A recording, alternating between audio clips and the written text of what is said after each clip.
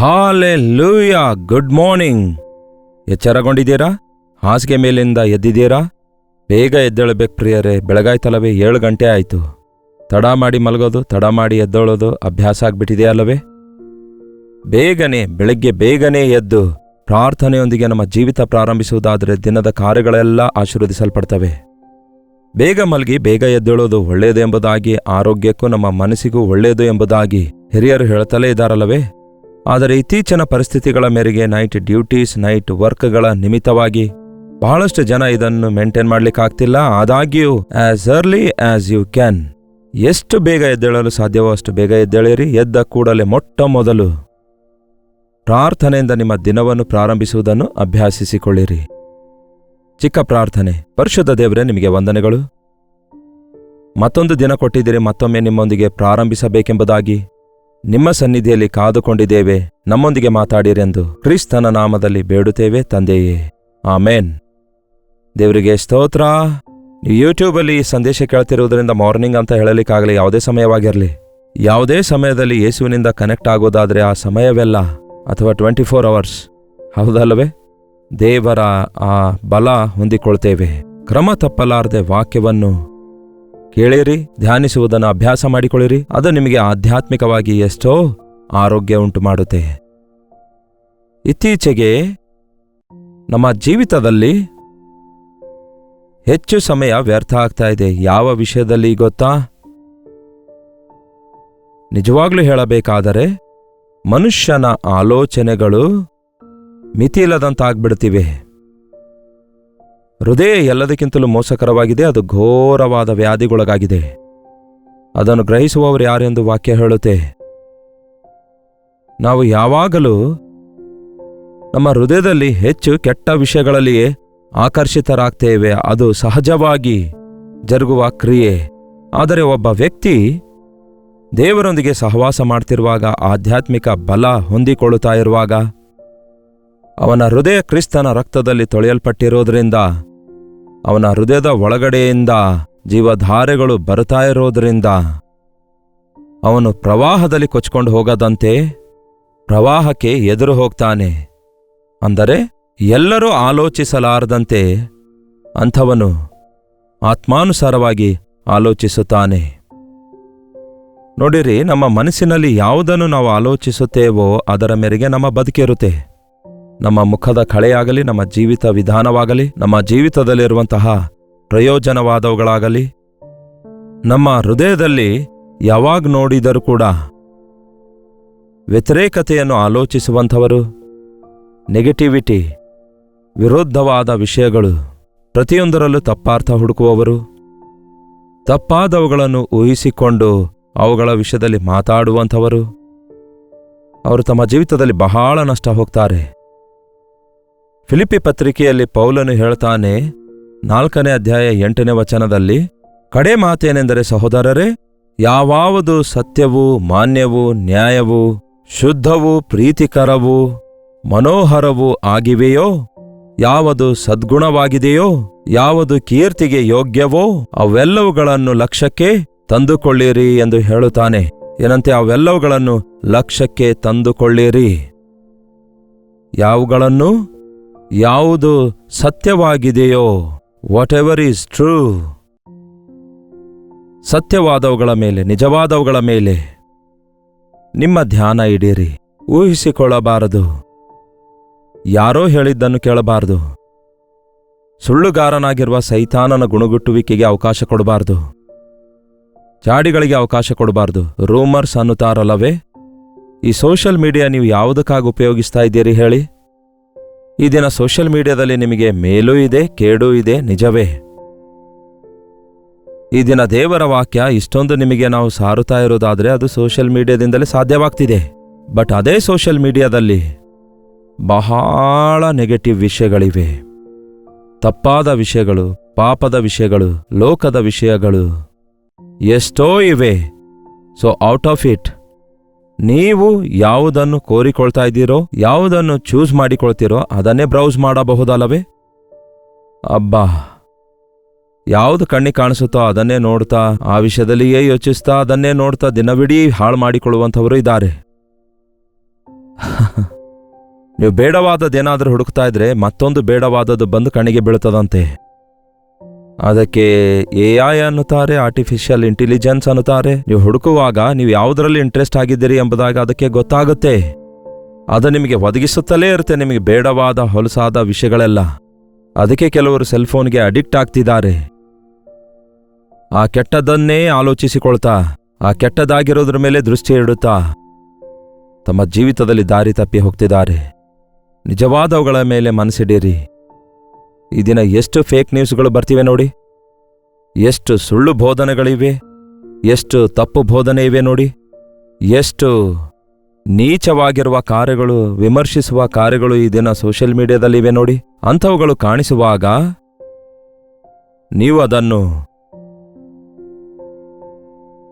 ತೊಲಗಿಸಬೇಕು, ಎದುರಿಸಬೇಕು, ತಿರುಗಿಸಬೇಕು, ಬಿಟ್ಟು ಬಿಡಬೇಕು. ಇದೆಯಾ ನಿಮಗೆ ಅಂತಹ ನಿಯಂತ್ರಣ ಶಕ್ತಿ? ನಿಮಗೆ ನಿಮ್ಮ ಸೆಲ್ಫೋನ್ ಹತೋಟಿಯಲ್ಲಿ ಇಟ್ಕೊಳ್ಳೋದು ನಿಮ್ಮ ಕೈಲಾಗದಿದ್ದರೆ, ನಿಮ್ಮ ಮನಸ್ಸು ಹಾಳಾಗುವವರೆಗೂ, ನಿಮ್ಮ ಜೀವಿತ ನಷ್ಟಕ್ಕೊಳಗಾಗುವವರೆಗೂ ಬಿಡಬೇಡಿರಿ. ಯಾವುದು ನಿಜ? ದೇವರ ವಾಕ್ಯ ನಿಜ. ನಿಜವಾದ ದೇವರು ಯೇಸು ಕ್ರಿಸ್ತನಾಗಿದ್ದಾರೆ. ಆತನ ಮಾತುಗಳು ಸತ್ಯವಾಗಿವೆ. ನಾನೇ ಮಾರ್ಗವು ಸತ್ಯವೂ ಜೀವವೂ ಆಗಿದ್ದೇನೆ ಅಂದಿದ್ದಾರೆ ಯೇಸು. ನೋಡಿರಿ, ಕಾಮನ್ ಸೆನ್ಸ್ ಅನ್ನುತ್ತಾರೆ. ಈ ದಿನ ಮನುಷ್ಯರಿಗೆ ಕಾಮನ್ ಸೆನ್ಸ್ ಕೂಡ ಇಲ್ಲ. ಎಲ್ಲ ವ್ಯತಿರೇಕತೆಯೊಂದಿಗೆ ಹೋಗ್ತಿದೆ. ಅದರ ಮೇಲೆಯೇ ಬಿಲ್ಟಪ್ ಮಾಡಿಕೊಳ್ತಾ ತಮ್ಮ ಜೀವಿತವನ್ನು ನಷ್ಟಪಡಿಸಿಕೊಳ್ತಿದ್ದಾರೆ. ನಿಮ್ಮ ಜೀವಿತದಲ್ಲಿ ವ್ಯತಿರೇಕದ ಆಲೋಚನೆ ಬರೋದಾದ್ರೆ, ಅಸಭ್ಯದ ಆಲೋಚನೆ ಬರೋದಾದ್ರೆ, ತಪ್ಪಾದವುಗಳ ಮೇಲೆ ನಿಮ್ಮ ಮನಸ್ಸು ಒಂದು ವೇಳೆ ಆಕರ್ಷಿತವಾಗುವುದಾದರೆ, ನೀವು ಅದನ್ನು ಬಿಟ್ಟು ಬಿಟ್ಟು ಅದಕ್ಕೆ ಬದಲಾಗಿ ಸತ್ಯವಾಗಿರುವ ಸಂಗತಿಗಳ ಮೇಲೆ ಮನಸ್ಸಿಡಿರಿ, ಅವುಗಳನ್ನೇ ಧ್ಯಾನಿಸಿರಿ. ಅದೇ ನಿಮಗೆ ಮೇಲುಂಟು ಮಾಡುತ್ತೆ. ಯಾವುದು ಸತ್ಯವಾಗಿವೆಯೋ, ಯಾವುದು ನ್ಯಾಯವಾಗಿವೆಯೋ, ಯಾವುದು ನ್ಯಾಯವಾಗಿವೆಯೋ. ನೋಡಿ ಪ್ರಿಯರೇ, ನಾವು ನ್ಯಾಯವಾದ ವಿಷಯಗಳಲ್ಲಿ ನಮಗೆ ಅಷ್ಟು ಜಾಸ್ತಿ ಇಂಟ್ರೆಸ್ಟ್ ಇರೋದಿಲ್ಲ. ಎಲ್ಲಾದರೂ ಅನ್ಯಾಯವಾಗುವಾಗ ಅದನ್ನು ಮಾತ್ರ ಎಷ್ಟೋ ಕ್ಯೂರಿಯಾಸಿಟಿಯಿಂದ ನೋಡ್ತೇವೆ, ಎಷ್ಟೋ ಆಸಕ್ತಿ ಅದರ ಮೇಲೆ ತೋರಿಸ್ತೀರಿ ಅದನ್ನು ತಿಳ್ಕೊಳ್ಳುವುದಕ್ಕಾಗಿ. ಎಲ್ಲೆಲ್ಲಿ ಕೇಡಾಗ್ತಾ ಇದೆ, ಎಲ್ಲೆಲ್ಲಿ ಕ್ರೈಮ್ ಆಗ್ತಿದೆ, ಎಲ್ಲೆಲ್ಲಿ ಮಾನಭಂಗಗಳಾಗ್ತಾ ಇವೆ, ಪ್ರಾಣಹಾನಿ ಎಲ್ಲಾಗ್ತಿವೆ ಎಂಬುದನ್ನು ಮಾತ್ರ ಇಂಟ್ರೆಸ್ಟ್ ಆಗಿ ನೋಡ್ತಾರೆ ಹೊರತು, ಎಲ್ಲಿ ಮೇಲುಂಟಾಗ್ತಾ ಇದೆ, ಎಲ್ಲಿ ಪ್ರೀತಿ ತೋರಿಸ್ತಾ ಇದ್ದಾರೆ, ಎಲ್ಲಿ ಸಹಕಾರ ಒದಗಿಸ್ತಿದ್ದಾರೆ, ಎಲ್ಲಿ ಸಹಾಯ ಒದಗಿಸ್ತಿದ್ದಾರೆ, ಎಲ್ಲಿ ನೀತಿ ಉಂಟಾಯಿತು ಒಬ್ಬ ವ್ಯಕ್ತಿಗೆ, ಎಲ್ಲಿ ಒಬ್ಬ ವ್ಯಕ್ತಿಗೆ ನ್ಯಾಯ ಉಂಟಾಯಿತು ಎಂಬ ವಿಷಯಗಳ ಮೇಲೆ ನಾವು ಮನಸ್ಸಿಡದೆ, ಅವಶ್ಯಕತೆ ಇಲ್ಲದ ವಿಷಯಗಳ ಮೇಲೆ ನಮ್ಮ ಆಲೋಚನೆಗಳನ್ನೆಲ್ಲ ತುಂಬಿಸಿಕೊಂಡು ನಮ್ಮ ಸಮಯವನ್ನು, ನಮ್ಮ ಕೆಪಾಸಿಟಿ, ನಮ್ಮ ಶಕ್ತಿ ವ್ಯರ್ಥ ಮಾಡಿಕೊಳ್ತಿದ್ದೇವೆ. ಯಾವುದು ನಿಜವಾಗಿವೆಯೋ, ಅಂದರೆ ಯಾವುದು ಸತ್ಯವೋ, ಮಾನ್ಯವೋ, ನ್ಯಾಯವೋ, ಯಾವುದು ಶುದ್ಧವೋ, ಅಂದರೆ ಪವಿತ್ರವಾದದ್ದು, ಪರಿಶುದ್ಧವಾದವುಗಳ ಮೇಲೆ ಮನಸ್ಸಿಡಿಯಿರಿ.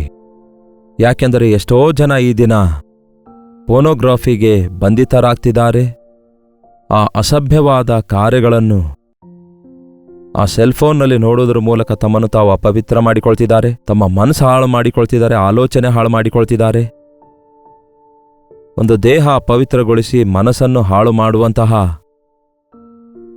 ಕಾಮ, ಕ್ರೋಧ, ಮದ, ಮತ್ಸರ ಇವುಗಳಿಂದ ಕೂಡಿರುವ ಮಾತುಗಳಲ್ಲಿ, ಕಾರ್ಯಗಳಲ್ಲಿ ಮನಸ್ಸಿಟ್ಟು ತಮ್ಮ ಹೃದಯವನ್ನು ಹೊಲಸು ತಿಪ್ಪೆಯನ್ನಾಗಿ ಮಾಡಿಕೊಳ್ತಿದ್ದಾರೆ ದಿನ ಅನೇಕರು. ನೀವು ದೇವರ ಮಕ್ಕಳಾಗಿರುವುದಾದರೆ ನಿಮ್ಮ ಹೃದಯ ದೇವರ ಆಲಯವಾಗಿದೆ. ದೇವರ ಆಲಯ ಪರಿಶುದ್ಧವಾಗಿರಬೇಕು. ಯಾವನಾದರೂ ದೇವರ ಆಲಯವನ್ನು ಕೆಡಿಸುವುದಾದರೆ ನಾನು ಅವನನ್ನು ಕೆಡಿಸುತ್ತೇನೆ ಎಂದಿದ್ದಾರೆ ದೇವರು. ಅದಕ್ಕಾಗಿಯೇ ನೀವು ದೇವರಿಗೋಸ್ಕರ ಪರಿಶುದ್ಧರಾಗಿ ಜೀವಿಸಬೇಕು. ನಿಮ್ಮ ಕಣ್ಣುಗಳು ಪಾಪ ನೋಡಲಾರದಂತೆ ನಿಮ್ಮ ಕಣ್ಣುಗಳನ್ನು ಮುಚ್ಚಿಕೊಳ್ಳಬೇಕು. ನಿಮ್ಮ ಮನಸ್ಸಿನಲ್ಲಿ ಅಪವಿತ್ರತೆಗೆ ಅವಕಾಶವಿಲ್ಲದಂತೆ ಕ್ರಿಸ್ತನನ್ನು ನಿಮ್ಮ ಹೃದಯದಲ್ಲಿ ಪ್ರತಿಷ್ಠಿಸಿಕೊಳ್ಳುವುದನ್ನು ಕಲಿಯಬೇಕು. ಯಾವುದು ಪವಿತ್ರವಾಗಿವೆಯೋ ಅವುಗಳ ಕುರಿತು ಆಲೋಚಿಸಿರಿ. ಯಾವುದು ರಮ್ಯವಾಗಿವೆಯೋ, ಯಾವುದೆಲ್ಲ ರಮ್ಯವಾಗಿವೆಯೋ, ಏನಂತೆ, ಯಾವುದೆಲ್ಲ ಲವ್ಲಿ. ರಮ್ಯ ಅಂದರೆ ಒಳ್ಳೇದಾಗಿರ್ತವೆ. ಲವ್ಲಿ ಅಂದರೆ ನಮಗೆ ಒಳ್ಳೆ, ಅಂದರೆ ಒಂದು ಸೀನ್ರಿ ಇದೆ ಅಂದ್ಕೊಳ್ಳಿ, ಒಳ್ಳೆ ಗಾಳಿ ಬೀಸುತ್ತಾ ಇದೆ ಅಂದ್ಕೊಳ್ಳಿ, ಆಗ ಎಷ್ಟು ಹಾಯಾಗಿರುತ್ತದೆ ನೋಡ್ರಿ, ಕಣ್ಣಿಗೆ ಅದು ಎಷ್ಟು ಇಂಪಾಗಿರುತ್ತೆ ನೋಡಿ. ಅದಕ್ಕೆ ಒಂದು ಒಳ್ಳೆ ವಿಷಯದಲ್ಲಿ ಆನಂದಿಸಿರಿ. ದೇವರುಂಟು ಮಾಡಿದ ಸೃಷ್ಟಿಯಲ್ಲಿ ಆನಂದಿಸಿರಿ. ಕರ್ತನು ಮಾಡಿರುವ ಮೇಲುಗಳನ್ನು ನೆನೆಸಿ ಆನಂದಿಸಿರಿ. ಇತರರು ಮಾಡಿರುವ ಅಪಕಾರ ನೆನೆಸಿಕೊಂಡು ನೀವು ಕೊರಗುತ್ತಾ ಇದ್ದೀರಿ ಹೊರತು ದೇವರು ಮಾಡಿರುವ ಉಪಕಾರಗಳ ಕುರಿತು ಧ್ಯಾನಿಸುತ್ತಾ ಇರುವುದಾದರೆ, ಕೃತಜ್ಞತೆಯುಳ್ಳವರಾಗಿರೋದಾದರೆ, ನಿಮ್ಮ ದೇಹದಲ್ಲಿರುವಂತಹ ಪ್ರತಿ ಅನಾರೋಗ್ಯ, ನಿಮ್ಮ ರಕ್ತ ಕಣ, ನಿಮ್ಮ ರಕ್ತದಲ್ಲಿರುವ ಪ್ರತಿಯೊಂದು ದೋಷ ಅಳಿಸಿ ಹಾಕಲಾಗುತ್ತೆ. ಉಲ್ಲಾಸದಿಂದಿರುವವನಿಗೆ, ಸಂತೋಷದಿಂದಿರುವವನಿಗೆ ಅರ್ಧ ಬಲ ದೊರಕುತ್ತಂತೆ. ಸಂತೋಷದಿಂದಿರುವವನಿಗೆ ರೋಗಗಳೇ ಬರಲ್ಲಂತೆ. ನಮಗೆ ಬರುವಂತಹ ರೋಗಗಳಿಗೆ ಸುಮಾರು 99% ಕಾರಣ ಏನು ಗೊತ್ತಾ? ಆಂಗ್ಸೈಟಿ, ಆತಂಕ, ಭಯ. ಹೌದಲ್ಲವೇ? ಕೆಟ್ಟ ಆಲೋಚನೆಗಳು, ಕೆಟ್ಟ ಕಾರ್ಯಗಳು, ಕೆಟ್ಟ ಯೋಚನೆಗಳು, ಕೆಟ್ಟ ಕೆಲಸಗಳು, ಪಾಪ ಕಾರ್ಯಗಳಿಗೆ ಅವಕಾಶ ಕೊಟ್ಟದ್ದರಿಂದ ಯಾವಾಗ ನೋಡಿದ್ರೂ ನಿಮ್ಮನ್ನು ನೀವು ಕೀಳಾಗಿ ಯೋಚಿಸುವ ಆಲೋಚನೆಗಳು. ಕೆಲವರು ಈ ವಿಷಯಗಳಲ್ಲೂ ಕೂಡ ತೊಡಗಿದ್ದಾರೆ. ಬೇರೆಯವ್ರ ಬಗ್ಗೆ ಕೆಟ್ಟದಾಗಿ ಯೋಚಿಸ್ತಾರೋ ಇಲ್ಲವೋ ಗೊತ್ತಿಲ್ಲ, ಆದರೆ ತಮ್ಮ ಕುರಿತು ತಾವೇ ಕೆಟ್ಟದಾಗಿ ಆಲೋಚಿಸಿಕೊಳ್ತಾರೆ. ಅವರು ಯಾವಾಗಲಾದರೂ ಯಾವುದಾದ್ರೂ ಪಾಪ ಮಾಡುವಾಗ ಅದರ ಕುರಿತಾಗಿ ಯೋಚಿಸಿ ಕೊರಗುತ್ತಾರೆ. ನಿನ್ನೆ ಕುರಿತು ನೀವು ಎಷ್ಟೇ ಹತ್ತರೂ ಕೂಡ ಬರೋದಿಲ್ವಲ್ಲ. ನಾಳಿನ ದಿನಕ್ಕಾಗಿ ನೀವು ಎಷ್ಟೇ ಹತ್ತರೂ ಅದು ನಿಮಗೆ ಸಿಗೋದಿಲ್ವಲ್ಲ. ನಾಳೆ ನಮ್ಮದಲ್ವಲ್ಲ. ನೀವು ಈ ದಿನ ದೇವರು ನಿಮಗೆ ಕೊಟ್ಟ ಅವಕಾಶಕ್ಕಾಗಿ ದೇವರಲ್ಲಿ ಆನಂದಿಸಿರಿ.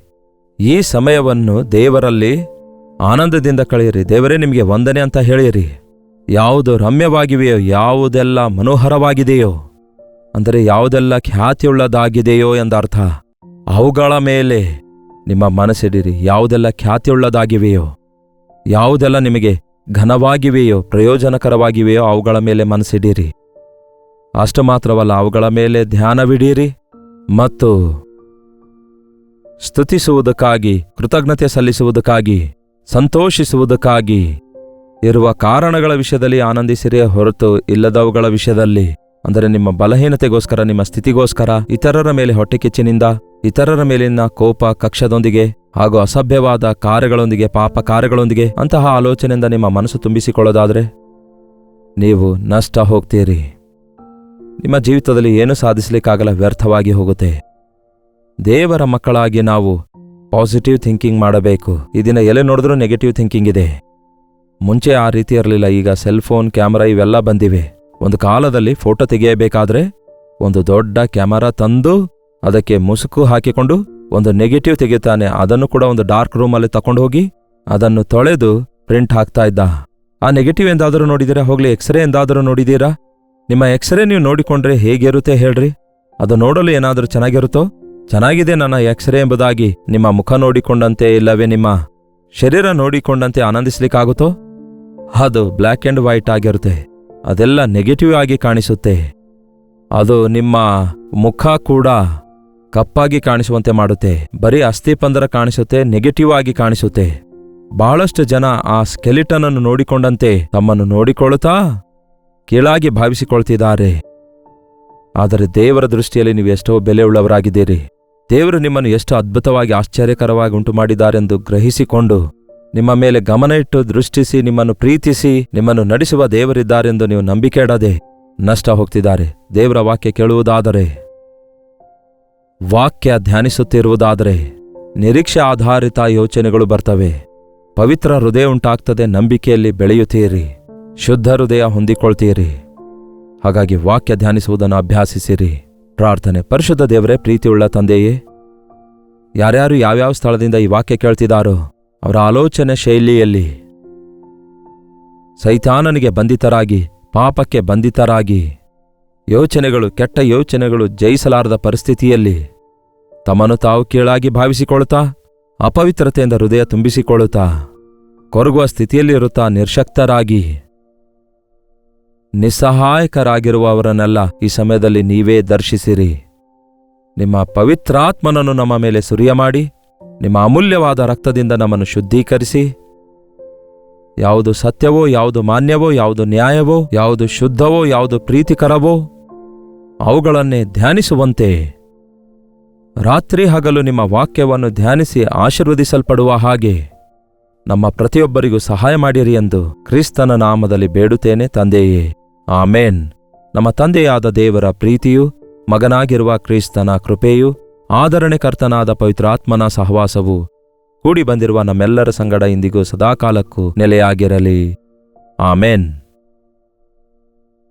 ದೇವರಿಗೆ ಸ್ತೋತ್ರ. ದೇವರ ವಾಕ್ಯ ಧ್ಯಾನಿಸಿರಿ, ಆಶೀರ್ವದಿಸಲ್ಪಡಿರಿ. ಸೈತಾನನ ಕಾರ್ಯ ಎಲ್ಲವುಗಳನ್ನು ಲಯಗೊಳಿಸಿ ಲೋಕ ಕಾರ್ಯ ಧ್ಯಾನಿಸುತ್ತಾ ಜೀವಿಸಬೇಡಿರಿ. ಕೇವಲ ಯೇಸುವಿನಲ್ಲಿ ನಿರೀಕ್ಷೆ ಇಡಿರಿ.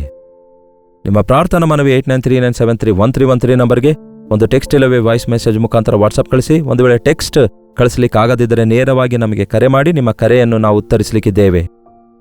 ಹಾಗೂ doctor Jayapal Kannada YouTube channel subscribe ಮಾಡಿಕೊಳ್ಳಿರಿ. ಈ ಸಂದೇಶದ ಕುರಿತಾದ ಎಲ್ಲ ಅಪ್ಡೇಟ್ಸ್ ನಿಮಗೆ ಮೇಲಿಂದ ಮೇಲೆ ದೊರಕುತ್ತವೆ. ಕರ್ತನ ಚಿತ್ತವಿರುವುದಾದರೆ ಮತ್ತೆ ನಾಳೆ ಅನುದಿನದ ಧ್ಯಾನ ಎಂಬ ಕಾರ್ಯಕ್ರಮದಲ್ಲಿ ಮತ್ತೊಮ್ಮೆ ಭೇಟಿಯಾಗೋಣ. ಅಲ್ಲಿವರೆಗೂ ದೇವರ ಮಹಾಕೃಪೆ ನಿಮ್ಮೆಲ್ಲರೊಂದಿಗಿರಲಿ.